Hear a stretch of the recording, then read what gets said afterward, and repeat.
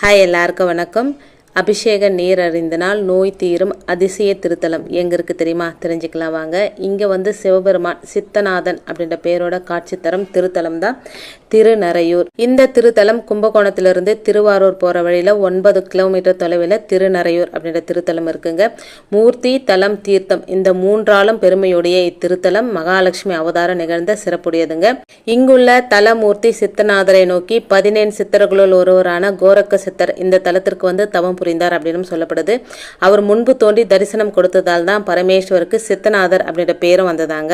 இவருக்கு சாதாரணமா ஒரு குடம் நீரை அபிஷேகம் செய்து அதனை பிரசாதமாக நாம சாப்பிட்டா நம்ம உடம்புல இருக்கிற எல்லா நோய்களும் தீரும் அப்படின்னு சொல்றாங்க. பாண்டிய நாட்டு மன்னர் சந்திரகுப்தனுக்கு குஷ்டரோகம் ஏற்பட்டு அதனால வருந்தி பல கோயிலுக்கு போறார். அப்போது அவர் கனவில் சித்தநாதர் தோண்டி நறையூருக்கு வா அப்படின்னு அழைக்க அதன்படி இவ்வாலயத்திற்கு வந்த மன்னன் 1008 குடம் பாலாபிஷேகம் செய்விக்க அவரது குஷ்டரோகம் உடனே குணமானதுங்க.